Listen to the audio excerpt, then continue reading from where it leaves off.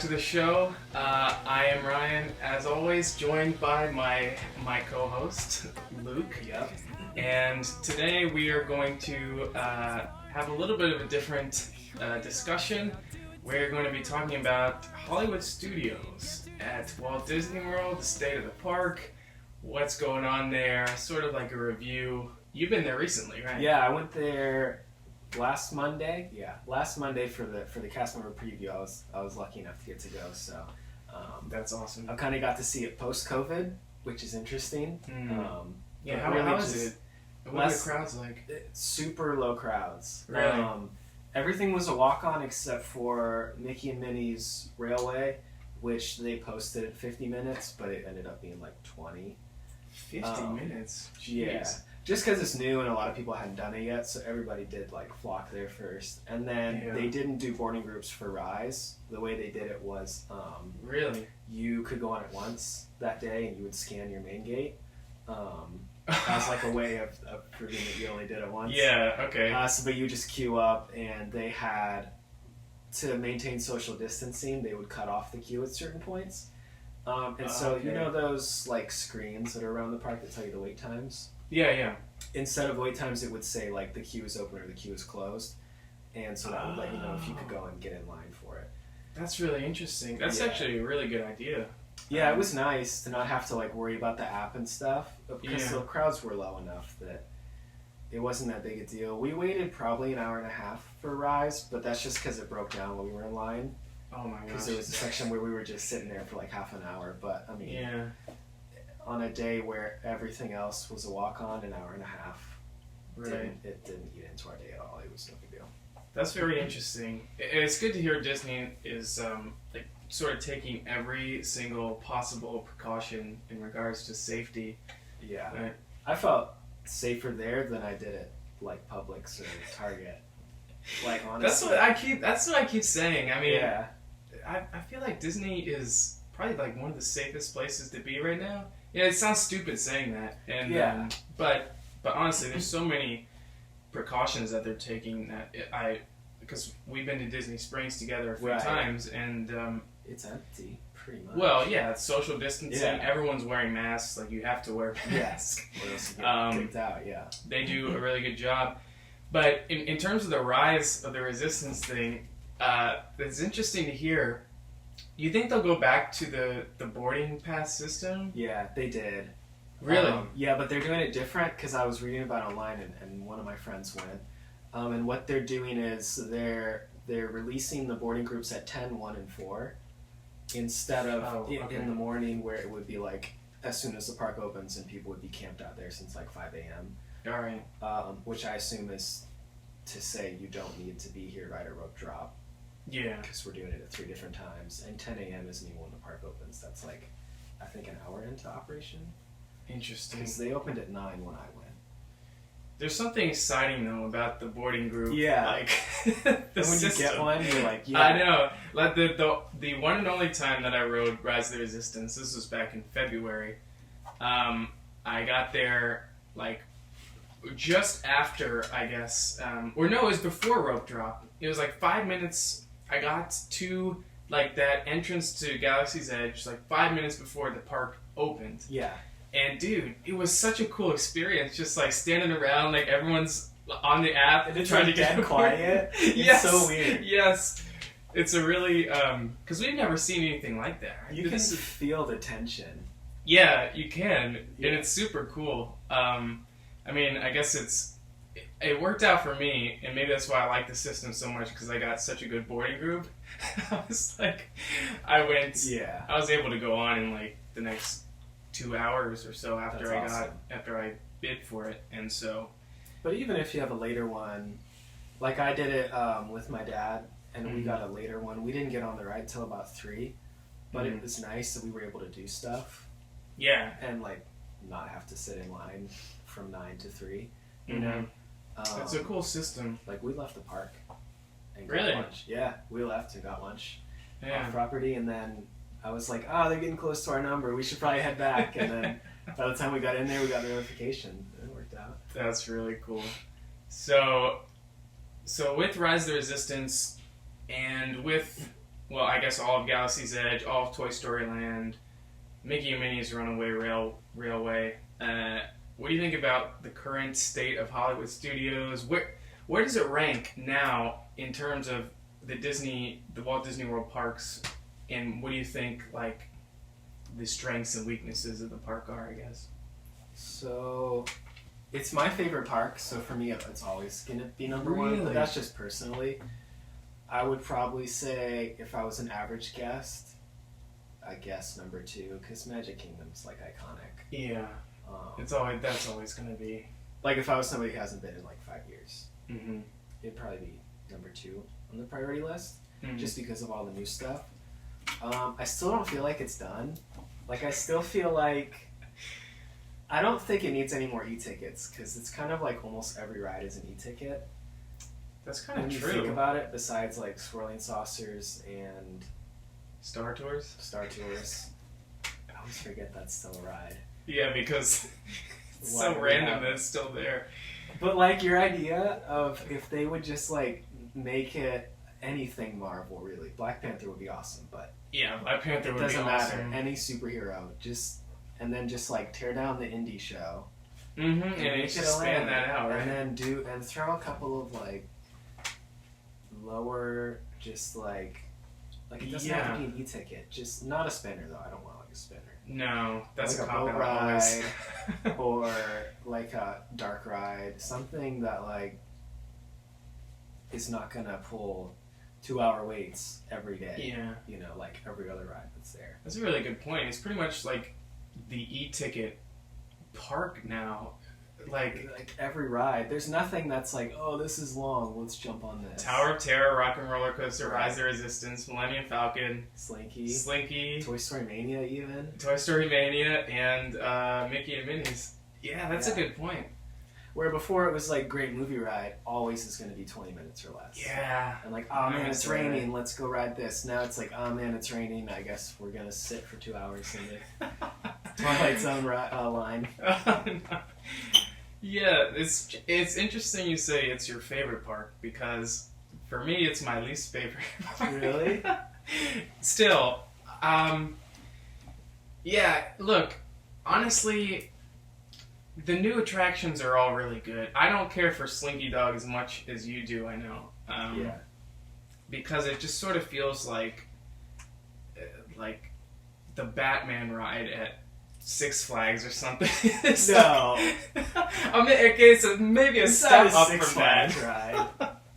But there's like At least it's something kids can do in that park. it is, but it just the whole concept of Toy Story Land for me doesn't quite work.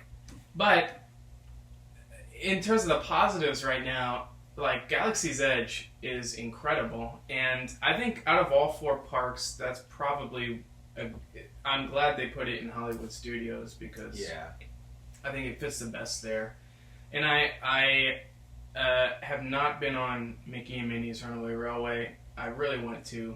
But you actually like that one almost as much as Rise, or where's that rank? I like it. It's like in my top 5 for sure. I don't know where I put it, but I know it was top 5. It's really cool. It's not Rise of Resistance level by any means. Not even, well, yeah, to me it's about equal with Flight of Passage. Wow. Okay. Yeah, personally. It's That's super interesting. fun. Everybody can do it. There's no height limit. Mm-hmm. No 3D glasses, which is awesome because I hate having to wear 3D glasses. Yeah. And just the way that they use the projections and the 2.5D that they, were talking about as being this cool new technology, they actually delivered on it. That's And cool. it really does look like 3D, and a lot of the effects are just really well done. It's another ride that has effects where you're like, oh, I've never seen that before. I wonder how they did that. Oh, like that's basically all of Rise of the Yeah, like Resistance. all of Rise is like, It's like- how are they shooting in me? Yeah. I don't know. How is Kylo Ren's lightsaber coming down through the ceiling? And yeah, And there's to a me, lot of. it's like so much more impressive when there's no 3D glasses. Oh, for sure. Because Yeah. like with 3D, well, yeah, I know how the laser is shooting at me because it's Mhm. 3D. But if I take them off, it's not. But in Rise, it's like Yeah. and I'm getting shot at. And Look, man, Rise of Resistance, it's going to take a lot to top that ride. But I guess my point was with Hollywood Studios, I think the reason why it's my least favorite, even still, is because I'm like sort of a theme park nerd, as you probably already know, and anyone who's watching this probably can guess. So for me, I think the theme park experience is more about like, okay, the theme of the park and the like how like each individual land and ride sort of flows together, and I think Animal Kingdom is the king of doing that really well. Yeah. And Hollywood Studios probably does it the worst out of all the Disney World parks. And look, I really like Hollywood Studios. Like, I enjoy going there, and I really enjoy Galaxy's Edge. But like, what is the theme of Hollywood Studios now? I mean, there's not really a theme, a cohesive theme. So yeah, in that way, like you look at Animal Kingdom, and even though the lands are different, they still feel very connected. Yeah. And Hollywood Studios does have that. Oh, it's a movie, so. But the thing is, it's not as cohesive. It's not cohesive, but there's not. I guess the theme, really, you can say, is like show business, because Rock and Roller Coaster, that's not based on a movie, and it's based on Aerosmith. But I think they're trying to change that, because I think before it was like their theme was like, oh, it's like behind the scenes or whatever. And that's why they have like Backlot Tour and Great Movie Ride. Because it's supposed to be like a studio, and now it's more like you're in the movie, which is what people want, and it's kind of like what Harry Potter started, you know. I guess, yeah. I will agree though. I don't think Toy Story is a good IP for a land. You're right. Like those rides are fun, but I think it's the worst land in probably all 4 of the parks. Yeah. Just because, like, and we were talking about this before, I don't know if it was on here or just, like, hanging out. Well, I think we talked about Toy Story Land on our first podcast. Yeah. But just, like, the land is not iconic in Toy Story, the movies. No. Andy's backyard, right? Right. You barely ever see it. And there's no, like, not, like, the things that are iconic are the characters. The characters, yeah. Not, in particular, like, Galaxy's Edge, the Falcon. Right. Or Pandora, the Floating Mountains. Yeah. You never watched a Toy Story and went, oh, I want to explore that. But you did watch Star Wars and go, oh, man, I'd love to go to the Star Wars, the whole universe, like, you want to explore. Right. Pandora is, like, the most beautiful place ever. People had depression after they watched the movie. Like, I want to go to Pandora. Yeah. But yeah, Andy's backyard, I totally agree with you. It's like... Nobody ever said. No, but I wish they had to do it, though. I see where they're coming from. And they did the best they could trying to make it into a land. But my question is, why does everything have to be a land? Like, why couldn't we have had, like, some other land that just incorporates all these Pixar characters in a fun way? Like, why does everything have to be a land that's based on some location in a movie? I think it's easier to market. Because they're like, oh, look at all of this Star Wars stuff. You know? Right. Get lost in it, whatever. I mean, I guess it's really all because of Harry Potter Land back in, what was it, 2011? And it set the trend for what was going to happen in theme parks for the next Which I'm not mad 10 years. No, I think most of the stuff we've gotten from this era has been really good. And Pandora is one of my favorite places in any theme park ever, so if not just for that, I really like it. But my only thing, and I see this criticism for new lands, and I don't know why people think this, but like for Galaxy's Edge, a lot of people were like, oh, I can't even spend a whole day here. But I'm like, what land in any theme park ever can you spend 10 to 12 hours in? Like, are you spending 10 hours in Frontierland? No. No. Not even the best, like whatever you think is your best land ever. Well, but don't you think that's one of the dangers of hyping up like these lands so highly? Like, probably. I think it is. You sort of set people's expectations. And I remember that happened with Pandora too, you know. Yeah. Because I remember people saying like, "Oh, it's just 2 rides in a restaurant." And when Galaxy's Edge opened, it was less than it was 1 ride. One ride and a bunch of shops. Yeah. But I'm like, what land is more than? I mean, Frontierland, 2 rides and a restaurant and some shops. Yeah. I mean, Tomorrowland is Tomorrowland stacked with rides. Yeah, but that's I don't know. But it's so old, you know. That's not normal. No, most lands are 2 or 3 rides, a couple Some restaurants. are 1. Yeah. Well, some are none, like Main Street USA. Yeah. is Or none. like any of the pavilions in Epcot. Yeah, Those are kind of like mini lands. kind of. Yeah. There's no ride in Japan, but it's still a good area, and nobody complains like, oh, It's true. I only spent 30 minutes in Germany. That place is a waste. Like, It's no, so it's waste. cool. It's still good. No, it's great. Yeah, you don't. But I think that again, that's the danger of like marketing these lands as like, come live your Star Wars experience, and then people come there and it's great, but you're obviously not going to spend your whole day there. You Right. can't. So I mean, you could spend a long time. If you were a big Star Wars fan, I think you could spend a good sure. few hours, and that's not even counting like the wait times. yeah, Pretend it's COVID time right now, and you have a boarding group for Rise. I still think you could spend a good couple hours. You'll spend a lot of money yes, because you could do like the lightsaber thing. You could do Which the is droid so much thing, money. which is so much money. yeah, If it's, right now you can ride Smuggler's Run. Like when I went, we rode it 5 times. You Mhm. can do that. right, Yeah. But I don't know. I guess that's more in the marketing than it is the actual product, because the actual product is amazing. So the you product can't. delivers on. Yeah, so you can't fault Disney for that. I think it's just, people just get their You gotta expectations market. up. What are they gonna say? No, spend 2.5 exactly. hours of your day. In Exactly, this area. exactly. But no, what I'm saying is, I think that's inherently the danger when you create like an entire land based on a single IP. Because I don't know if anyone ever had the expectation of like, oh, like New Fantasyland, we're gonna spend the whole day there, and Yeah. But anyways, I don't know. Yeah, you're right. Because the marketing for New Fantasyland was very different. Mm-hmm. Right. Whereas Galaxy's Edge, they do really push like, Yeah. you like Star Wars, you're gonna spend some time in here, which you will. But You not will. all day.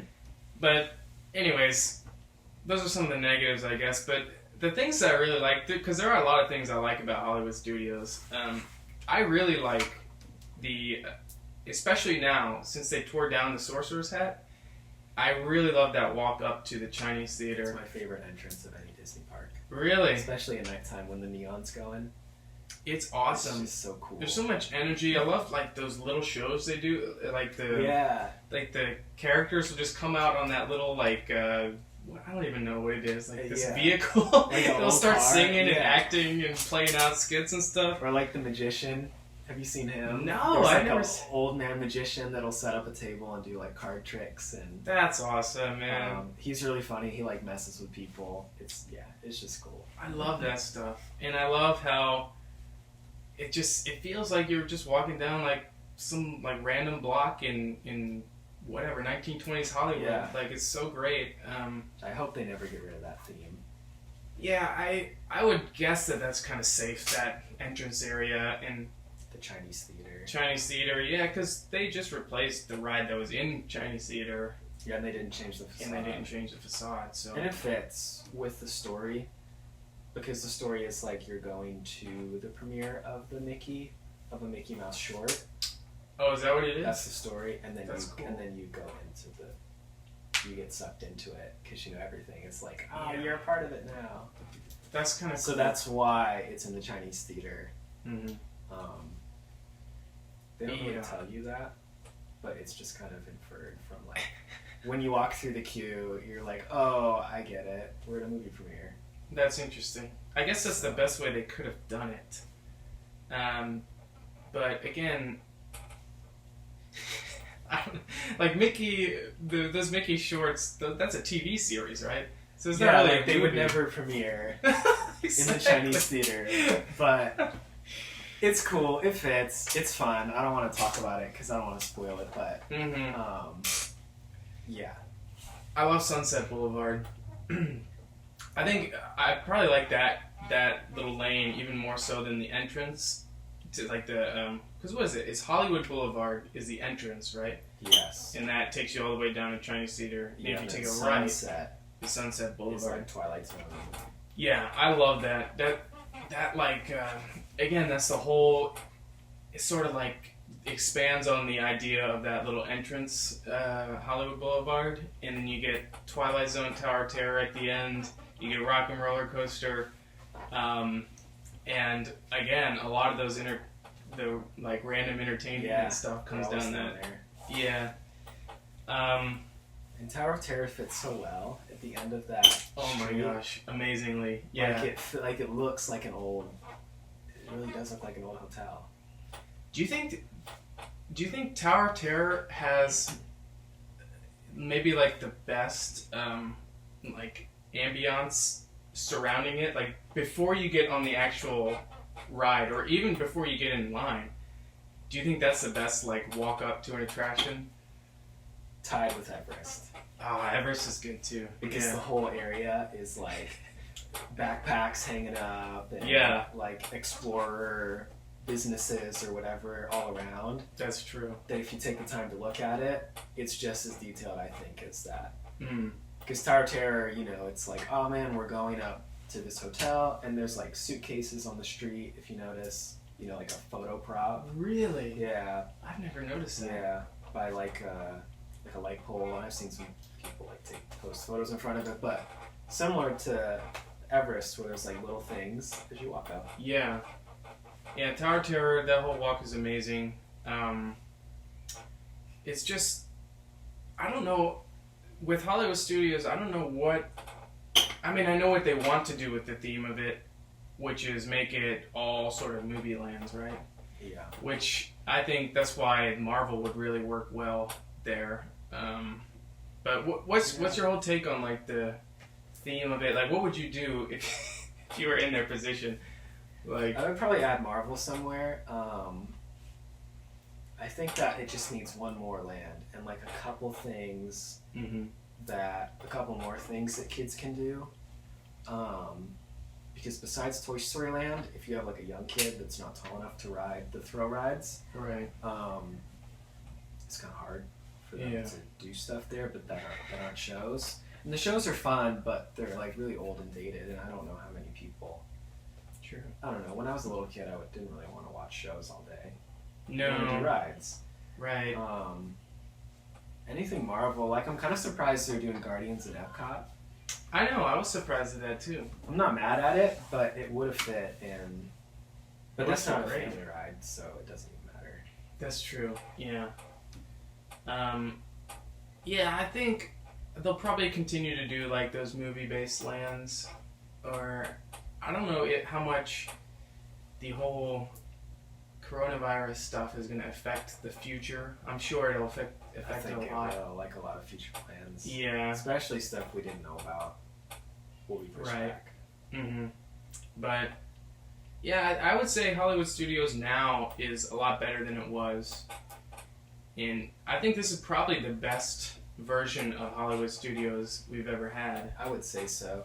I think it's good. It's you know, when they built it, they were like, we need a park the teenagers can go to. Yeah. Like that's so cheesy in itself to like to be like pander to one demographic. Yeah, this will be like the cool 14-year-old boy park, you know. But they did it in a not cringy way, and I think this is you know, like Epcot's kind of the adults park, especially at night with World Showcase and stuff. Oh yeah. This is a park where like, if someone ever was to say like, oh, all Disney is like slow rides. Oh, all you Hollywood do is point to Studios Hollywood is like, Studios. bro, these are like world-class throw rides. Yeah. I mean, you can't beat Rise, you can't beat Tower of Terror. No. You know, Tower's not just a drop ride you see at the carnival. No. It's like so unique. It's one of the greatest rides in the Yeah, world. it's like fan favorite. Everybody loves it. So it definitely serves a purpose for Walt Disney World, I think, in a huge way. Yeah. and in a way that they don't have to put those kinds of things in Magic Kingdom. I And like they can that. kind of Yeah, keep that family. I like that. Whereas like other parks would have to. Like I don't really like. I've never been to Galaxy's Edge in Disneyland, but it's weird to me that it's part of the Castle Park. Yeah, it is super weird. Like it feels not. I don't know. Like they should have just left it the lands that's in there. I don't know. Yeah, the Disneyland, because I have been to the Galaxy's Edge at Disneyland, and the thing is, it flows really well. It fits really well with being next to Frontierland and Critter Country there. But yeah, there's something about it. It feels like kind of disrespectful to Walt. It's like, It's just like too dude, new, you know? George Lucas, not Walt Disney, George Lucas created Star Wars, and it's Yeah. just like, I don't know. Like California Adventures right there. I don't know why they didn't. When I they know. announced they were doing it on both coasts, honestly, I thought, oh, probably California Adventure is where it's going to go. That's what I thought too. And yeah, then it was not, and I was surprised. mm-hmm. Just as surprised as if they were like, we're building Pandora and it's going in Epcot. I would have been like, In Epcot, that Interesting seems so choice. random. Yeah. Hollywood Studios maybe, but Epcot, gosh. Yeah, I get your point. In I think there's certain things like Disneyland inherently, because of the space or lack thereof, they just have certain limitations that yeah. the Walt Disney World just won't ever have to deal with. So it's Yet they keep tearing down rides. yeah, They exactly. have all this space. I don't like it. They're always like, oh, look at all this room. Yeah, And we build nothing on it. except for Riviera and Yeah, I wish you can't complain. But yeah, so my point is, I'm glad that Hollywood Studios is kind of like a catch-all park, I guess, and I've heard it described as this, that sort of anything that doesn't fit in other parks, you can just throw it in Hollywood Studios. Yeah, it works. Because it's like the Islands of Adventure of Walt Disney World. It's Yeah. like, oh, it's just like, it's super, basically the theme is fun loosely based around Hollywood. Right. Like, this is a movie, so we can make it in here. Right. There'll never be like an original IP ride in Hollywood again. I don't No. Well, probably never. think. Probably never in all four, but it's more likely to happen in the other three than. Okay, so I have two questions for you, and we sort of have talked about this kind of stuff before, but I think this would be really fun to talk about on this podcast.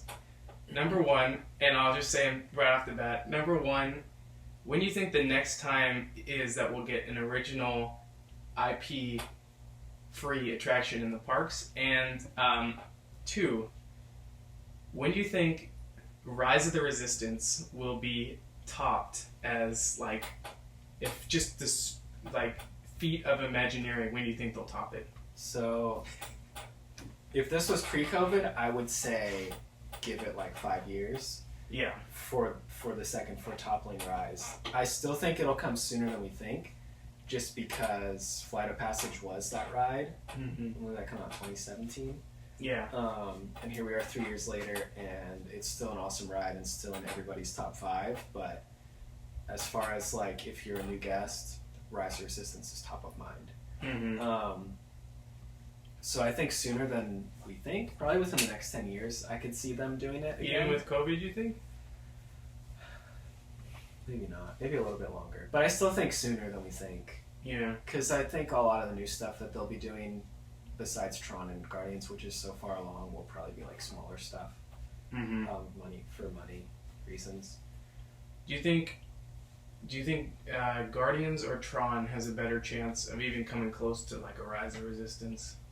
Guardians, just because of the IP. Hmm. Everybody loves Guardians. Yeah. Like Tron will be awesome. But nobody cares about No one Tron. cares about Tron. It might be like a Pandora situation though. Yeah, Where people true. are like, I haven't seen the movie, but the coaster's cool. Mm-hmm. You know, I mean, it looks really cool in Shanghai, but I'm really excited for it. yeah, me too. But it won't be my favorite ride. Yeah, I mean, I'll love Maybe. it. I don't know. We'll have to wait and I'm see. saying that, and then in a year, whenever when it opens up, I'll be like, oh, Tron is the only ride I'll ever do again. No, I'm more excited for Guardians, so just because we don't know what it is. Yeah, there's like this shroud of mystery around it. Yeah. You know, like It's like it was around Rise. yeah, that's because true. they were like, it's gonna be cool, trust us. And everybody's like, well, what does that mean? Same with Guardians. They were like, it'll Yeah. be good, believe me. Mm-hmm. I will say, I think Guardians of the Galaxy, we were talking about Toy Story not being a great IP for the parks, but I think Guardians of the Galaxy is the perfect IP for a theme park. Yeah. It's fun, the characters are funny, they're engaging, the source material is really Likeable, fun, yeah. likable, there's so much you can do with them, there's music inherently built into the Yeah. narrative. Like hits that people already know and love. Exactly. It feels like it fits because their thing is being like goofy and breaking the fourth wall, and Yes. so I hope they do that in the ride. Like I hope they address that they're in. They do that. like, in Epcot. In the ride at California Do they? Adventure. Yeah, Chris Pratt, Star-Lord, or no, I think it's Rocket Raccoon breaks the fourth wall, and they're Okay. like, "What is this, Disneyland?" See, It's yeah, like- I really hope that they're like, we're in Epcot or something. Just Yeah. Oh, they will make for a joke sure. about being in a theme park, and I'll love it. Or like Groot getting drunk in World Showcase or something. Like, Peter Quill Yeah. getting drunk. Oh, how great would that be, dude? something like that would be awesome. That would be amazing. So when do you think we'll get our next IP-less attraction? When we have a new CEO. Yeah. So I don't know, however long we think Chapek's got. Do you think Chapek will never do it? But I think the new chairman of parks, Josh D'Amaro, I think he will. Really? So maybe within Chapek, Mm. if they can convince Chapek that it'll make a lot of money. Which it definitely will. I mean, if you make a good ride, people will flock to it. You know, I mean, I don't think people care about IP as much as they think. Honestly. Oh, 100%. Any new ride people go to. Yeah. Frozen Ever After. You can't tell me that every person in line is a huge Frozen fan. No. Like, I enjoyed No. the movie, but I was so excited to ride it because it was new, not because I will die Yeah. for Elsa. Well, how many Avatar fans do you know, though? 0. Actually, 1. 10. Our friend- Yeah, we have one friend. Oh, he that does I know really like Avatar. Oh, actually, 2. My sister, we watched the movie before we took her to Pandora for the first time because she'd Mm. never seen it somehow. I don't know. And Wow. she fell in love with it, and she loves that franchise now. Okay. So I know 2 people. 2 people. I know, I guess 1 person. So, yeah. Yeah, like new stuff brings people in, and if it's good, I really don't think it matters. Yeah. Another example would be Seven Dwarfs, which I don't know how it still gets 2-hour waits, pre-COVID obviously. Right. It's fun, but it's so short. And I mean, I don't know who likes Snow White. I mean, it's very important for animation, and I rewatched it the other day, and it's like incredible that they did that in the 30s. It is, yeah. But show me a little kid that's like diehard Snow White. I haven't met one. Right. It's all about Anna and Elsa. No, I see your point for sure, but I know we have differing opinions on Seven Doors. I think the thing with Seven Doors is, I think it's just a really, it is too short, but it's such a quality attraction, and it That's very feels good. like, in a way where I get upset that Slinky Dog doesn't feel like a Disney coaster, Seven Doors feels like a Disney coaster. Like, it feels like a Big Thunder or a Space Mountain. Like, there's so much detail in just like that little mountain that you come Right. out of on I that love turn. the dark ride area part of it. The dark ride area is amazing. It just feels like when I rode that for the first time, I was like, oh, I could see, like, you know, the kids coming here and riding that and being, that's like what Thunder Mountain was to me, or like what Space Mountain was Yeah. to me, was gonna, that's like a what, first coaster. yeah. But, I mean, that just goes back though, like it's done so well that a little kid who might have never seen Snow White or like watched a little bit of it on yes, Disney Plus, Yeah. they're still gonna enjoy it. yes. And my point, I'm not trying to trash on Snow White. I love No, the I movie, know. but I'm just saying I don't know many little kids that watch movies from the 30s. Right. Like a lot of those old Disney movies are classics, but I think more to us and older people. Yeah. I mean, they're historically significant. But I totally get your point, and that's sort of the point I'm trying to make too, is that you don't necessarily need like these popular IPs. Now, I will say, and I want to just make it clear, I don't think every single thing in the park should be based on some original idea. I Oh, think me neither. right. Yeah. So we'll just get that. Because there's people that Out are of the like, way. there's some people that are like that. Yes, yeah, I'm sure. Like It should only be like the old Disneyland where it was like pirates, Haunted Mansion. Right. You know. but even in old Disneyland, you had Snow White, Peter you Pan. had the Sleeping Beauty castle. So I think it should be 50-50. I agree. Because people do want to see Yeah. the Millennium Falcon. Like, And- you just want to see that. There's real value to that stuff. Like the problem is they've gone like 100% IP and 0%. Maybe like we've gotten a couple things like the new Epcot show. Yeah. It's really cool. There's no IP. Mission Space Green, Which is good. which is really I good. like it because it's actually enjoyable. Yeah, it's way better than the orange version. But I think the IP should be used as a way to get people in. So, because Right. all the advertising we know is for the casual person or that's never been. yeah, So if I had a park that was solely no IP rides, yeah, people are still going to come. But it's so much easier for me to be like, hey, come see Star Wars. Oh, and then now you see this thing. yeah, Or like for Magic Kingdom. Hey, like Space Mountain means nothing to someone who's never been to Disney.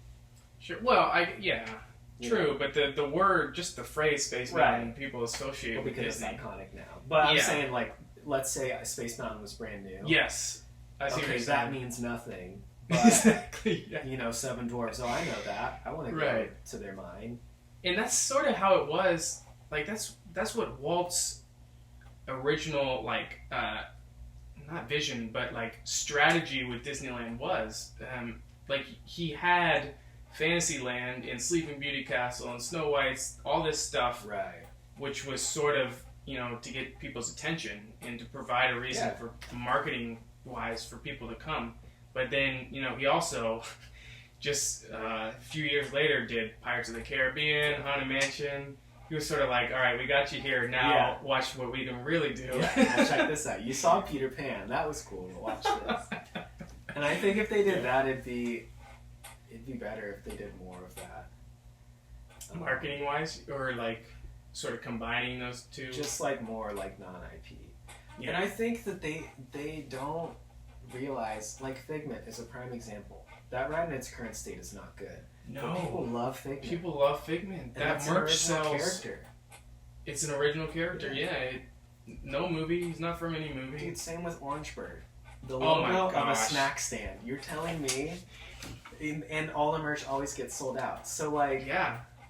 You were telling me the mug Yeah, that you yeah. wanted to get, right? so they have these mugs in the parks in Disney Springs that are each letter of the alphabet, and they're like a different character or land or something, Mhm. whatever that starts with. And my last name starts with an O, and I wanted the O one. And they were sold out, and then I asked, what's the O? Just out of curiosity. And they're like, oh, Orange Bird. And I was like, oh, that's why it's sold out. Because it's Orange Bird. And guess what? He's not from any movie or TV show or anything. They just made It's him on up. sign. He's from a sign on an ice cream shop in Adventureland. People love him. So, Yeah. it doesn't, and like, I feel like a lot of times when people think like non-IP, they think like something serious like a Pirates or like an Everest. But I think those characters Right. prove you just make up a new character. hmm Your animators are talented. Just merely the fact that something is evoking those feelings of being in the parks, I think, impacts people. And I think that's why Orange Bird is just super cute. So Yeah. that helps. That's why. They're cute characters. Yeah. But look, no, we're not saying that you have to make a boring IP ride. It doesn't have to People be. should come. No, Yeah. make a good ride. And, it can- people will come. Yeah, and it can be like Figment, the old one, that was good. It can be Mhm. like a dark ride that feels like an animated thing, but it's an Epcot character. Horizons. Yeah, People go nuts over the fact that that ride doesn't exist anymore. I know. And we never got to ride it. No, we never got to ride it. Yeah, that's what a shame. Yeah. But anyways, I think it should be 50-50. IP 50% and then original stuff 50%. It's just in this current era, it's been 95% IP, 5%. It's a safe bet. It is. You know, Yeah. like, they know Star Wars is going to make money. They know Marvel will make money. They know Frozen's gonna make money. Yeah. So I think it's a hard sell. Because I know there's Imagineers out there that have got to have cool, original ideas. Oh, for sure. And it's just hard when you show like an original dark ride, but then, you know, this other guy comes up and is like, yeah, we'll do Frozen. You know, obviously they're going to go with Frozen because yeah, you can make your money back easy in that's 2 weeks. That's for sure. I think to answer my own question, I think the next time we'll get because I do think it's going to happen eventually. Yeah. I think the next time we'll get like an Everest, like the scale of Everest, and we have like some kind of attraction with no IP. It'll definitely be after Chapek, and I think that it'll be probably like based on something that's just inherently cool. That's why Volcano Bay I think works. Right. It's freaking volcano. Like Right. they look cool. Yeah. It's easy to market that. So I think it'll be something along those lines. I think you're right. Yeah. Yeah. Yeah, it'll be after. It'll be after Chapek. Well, anything else you want to say about? We sort of got off on a We tangent. started off, yeah. All that being said, though, I'm okay with Hollywood being the IP park. Yeah. Okay. Yeah. Like, if in the Me too. future they... Or IPs that fit. Like, I know they were planning on doing that Mary Poppins attraction in Epcot, Yeah. which is probably going to be delayed or canceled. That's too bad. But, like, hey, that fits in England. It makes sense. It's Yeah. not, like, shoehorned in. I'm okay with that, too. Yeah. Yeah, I'm okay with Hollywood Studios just being the IP park. I'm okay with it being sort of the Islands of Adventure of Walt Disney World, which is just like serves a purpose. each land, they don't really connect in and of each other, but each land has its own like unique story inside the land. And I think if I'll say one positive about like sort of the direction that theme parks have been going in the last 10 years, yes, things within the context of the entire park flow together way less, just way worse than they used to. But I would say, like the actual story of the land or the story of the attractions that we've been getting have been amplified. Like they've just been so much better. You Even know, in Toy Story Land. yeah. I Well, think they Toy do it- Story. I feel like they do a good job with details and stuff of Sure, yeah. as good as they're saying you're a toy and